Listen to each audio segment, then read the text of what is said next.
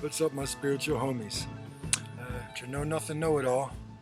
Reading directly from the Bhagavad-Gita, chapter by chapter, to give us a little overview of some of the good stuff that we got in this book, in the Bhagavad-Gita. Srila Bhaktivendanta Swami Prabhupada, who wrote the commentary on and translated this translation of the Bhagavad-Gita's 1972 translation of the Bhagavad-Gita as it is. He said of the Bhagavad-Gita that this knowledge is the king of education, the most secret of all secrets. It is the purest knowledge because it gives direct perception of the self by realization. It is perfection of religion.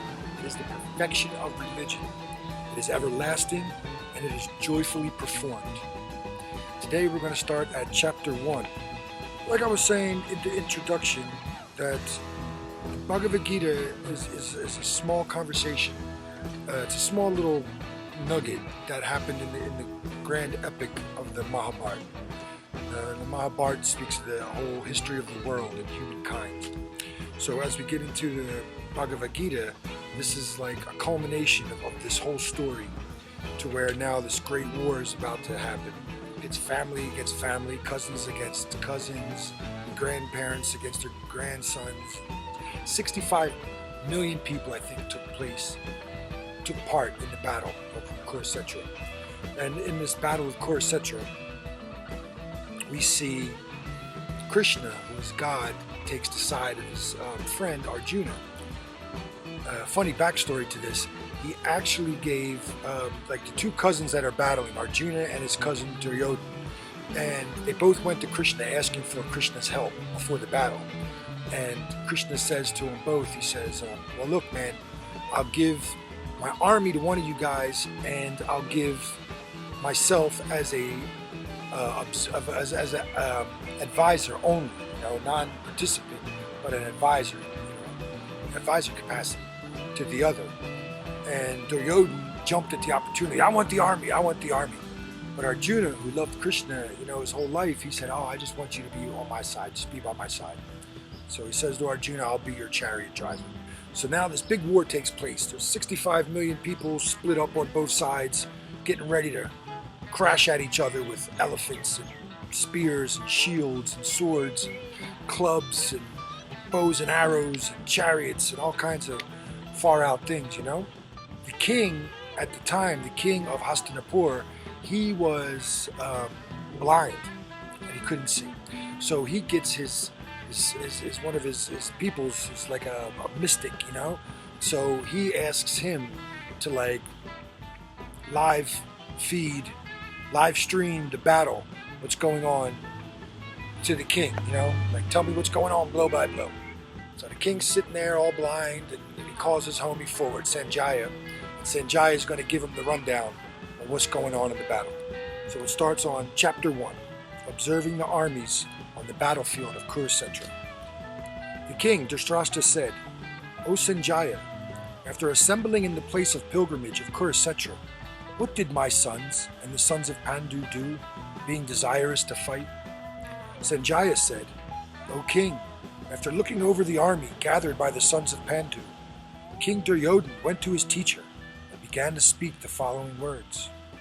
O teacher, behold the great army of the sons of Pandu, so expertly arranged by your intelligent disciple, the son of Drupada. Here, in this army, there are many heroic bowmen, equal in fighting to Bhima and Arjuna. There are also great fighters like Yudhyothana and Virata and Drupada. So this is Duryodhana, the bad guy. He's the antagonist anyway. Let's say he's not so much the bad guy as he's an antagonist. And he's talking to his teacher, and he's telling him about all the great warriors on his side. And please forgive me that if I totally crucify these names. A lot of these names are in Sanskrit, and I'm not such a great Sanskrit scholar, but I'm going to give it a shot at pronouncing these things properly. So Duryodhana says, there are great, heroic, powerful fighters like Drishtaketu and Siketana, Kishiriraj, Purujit, Kundiboj, and Sabai. There are the mighty Yudhamayu, very powerful Uttamaja, and the son of Subhadra, and the sons of Drupadi. All these warriors are great chariot fighters. O best of the Brahmanas, for your information, let me tell you about the captains who are especially qualified to lead my military force. There are personalities like yourself, Bhisma, Karna, Kripa, Ashvatthama, Vikarna, and the son of Somdatta and Bhirishrava, who are always victorious in battle. There are many other heroes who are prepared to lay down their lives for my sake, all of them well equipped with different kinds of weapons, and all are experienced in a military science. Our strength is immeasurable, and we are perfectly protected by Grandfather Bhisma, whereas the strength of the Pandavas, carefully protected by Bhima, is limited. Now all of you must give full support to Grandfather Bhisma, standing at your respective strategic points in the phalanx of the army. Then Bhisma, the great valiant grandsire of the Kuru dynasty, the grandfather of the fighters, blew his conch shell very loudly, like the sound of a lion, giving Duryodhana joy. After that, the conch shells, bugles, trumpets, drums, and horns were all suddenly sounded, and the combined sound was tumultuous.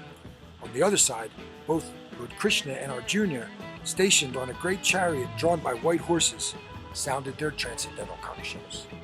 So now on the other side, there's Arjuna and Krishna checking it all out, and they hear everybody blowing their conch shells, banging their drums and kettles. They're just like, damn, man, we're going to blow our shells and stuff now. With Lord Krishna and Arjuna, stationed on a great chariot drawn by white horses, sounded their transcendental conch shells.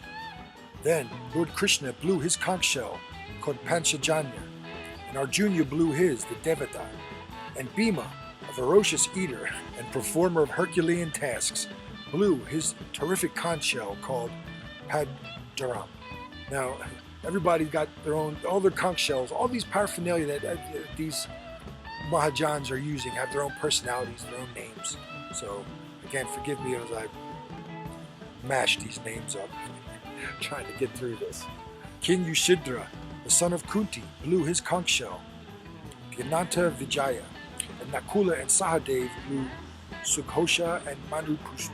The great archer, and the king of Kashi, the great fighter, Sikhadi, Drishtadyumna, and Visrata, and the unconquerable Satyaki, Drupada, the sons of Drupadi, and the others, O king, such as the sons of Subhadra, greatly armed, all blew their respective conch shells. All these people are personalities in the Mahabharata.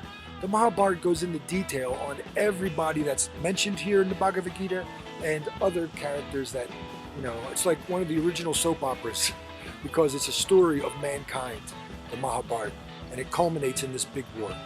And after this, the Bhagavad-Gita, and after the war in the Mahabharata, then we kind of get into the Srimad Bhagavatam, the Bhagavad Purana, and that's what happens afterwards, the kings of the earth afterwards. But let's carry on now. We're in text 19.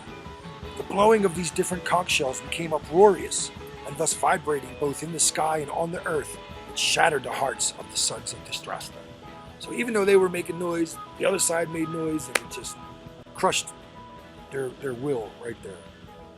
O king, at the time, Arjuna, the son of Pandu, who was seated in his chariot, his flag marked with Hanuman, took up his bow and prepared to shoot his arrows. Looking at the sons of Dhritarashtra, O king, Arjuna then spoke to Hirikesha these words. Now Hirikesha, it's Krishna. Krishna has unlimited names, and in this you're going to hear Arjuna calling him as many different names as you can.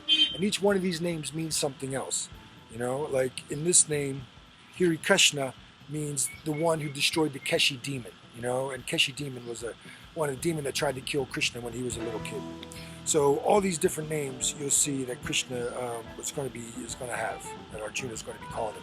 Like here Arjuna now says, Arjuna said, O infallible one, please draw my chariot between the two armies, so that I may see who is present here, who is desirous of fighting, and with whom I must contend in this great battle attempt. So basically he's telling Krishna, since you're my chariot driver, just do me a solid before the battle starts, roll me down the middle so I can check out who's battling who. I need to see with my own eyes these people I grew up with. Who's fighting me? Let me see who has come here to fight, wishing to please the evil-minded son of Dhritarashtra.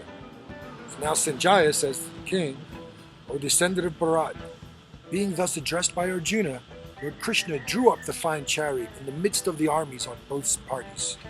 In the presence of Bhisma, Drona, and all the other chieftains of the world, Krishna, the Lord, said, Just behold, Partha, all the Kurus who are assembled here. Check out all these people that have come to fight you. There Arjuna could see, within the midst of the armies of both parties, his fathers, grandfathers, teachers, maternal uncles, brothers, sons, grandsons, friends, and also his father-in-law and well-wishers, all present there. When the son of Kunti, Arjuna, saw all these different grades of friends and relatives, he became overwhelmed with compassion, and he spoke thus.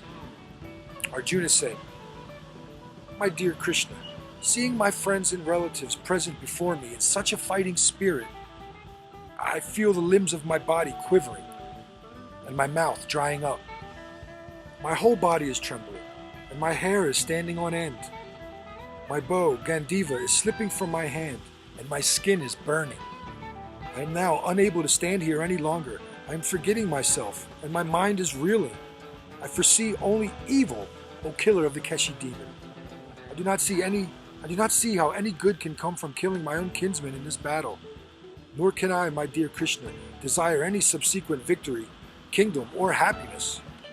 O Govinda, of what to avail to us are kingdoms, happiness, or even life itself, when all those for whom we may desire them are now arrayed in this battlefield? O Madhusana, when teachers, fathers, sons, grandfathers, maternal uncles, fathers-in-law, grandsons, brothers-in-law, and all relatives are ready to give up their lives and properties and are standing before me, then why should I wish to kill them, though I may survive, O maintainer of all creatures? I am not prepared to fight with them, even in exchange for the 3 worlds, let alone this earth. Sin will overcome us if we slay such aggressors. Therefore, it is not proper for us to kill the sons of Dhritarashtra and our friends. What should we gain, O Krishna, husband of the goddess of fortune? And how can we be happy by killing our own kinsmen? O Jardana, although these men, overtaken by greed, see no fault in killing one's family or quarreling with friends, why should we, with knowledge of sin, engage in these acts? With the destruction of the dynasty, the eternal family tradition is vanquished, and thus the rest of the family becomes involved in irreligious practice. When irreligion is prominent in the family, O Krishna, the women of the family become corrupt, and from degradation of womanhood, O descendant of Vishnu, comes unwanted progeny. And when there is an increase of unwanted population, a hellish situation is created, both for the family and for those who destroy the family tradition. In such corrupt families, there is no offering of oblations, of food and water to the ancestors. Due to the evil deeds of the destroyers of family tradition, all kinds of community projects and family welfare activities are devastated. O Krishna, maintainer of the people, I've heard by disciplistic succession that those who destroy family traditions dwell always in hell. Alas, how strange is it that we are preparing to commit greatly sinful acts, driven by the desire to enjoy royal happiness. I would consider it better for the sons of Dhritarashtra to kill me unarmed and unresisting, rather than to fight with them. Sanjaya said, Arjuna, having thus spoken, on the battlefield, he cast aside his bow and arrows and sat down on his chariot, his mind overwhelmed with grief. So there you have it. He couldn't take seeing his family coming to fight him. Even his cousins, who were such asses to him his whole life, and then they somehow got all the, rest of the people, the sons, they knew that their father was the king, so they had a lot of support in this battle. But still they fought. So Arjuna said to Krishna, come on, man, let me check this out. And then when he saw it, he got overwhelmed on the battlefield in front of everybody. And they're all blowing their horns and they're like ready to battle, and then they see Arjuna just checking everybody out, and they're like, what? And Arjuna becoming overwhelmed, thinking that because if I kill all these people, the women are going to, become loose morals, and they're going to have kids, and the kids are going to not respect society, and it's going to be the destruction of society. Just by this act, I mean, 65 million people ready to go to war. And he just became overwhelmed. What does Krishna say in response? We'll get into that in chapter 2. But this is where we left off, and we're left off with these questions, you know. A lot of us have these questions. Why? Why fight? Why, you know, what is my purpose here? What am I meant to do? Do I put down my bow in the middle of a battle, or, you know, do I fight? What do I do? This happened realistically, but metaphorically, we all deal with this. We all have a battle of Kuruksetra in our heart. And especially now, we see it more than ever. So how are we going to find the courage to go through? Let's check it out. Let's read this great book that gives us this most confidential knowledge. So that's chapter 1. Next, chapter 2. Contents of the Gita summarized. So look forward to that. It'll give you an overview of everything we're going to read, because we already know what's happening. Arjuna put down his bow, and Krishna's about to tell him what's what. Thank you guys. Hare Krishna.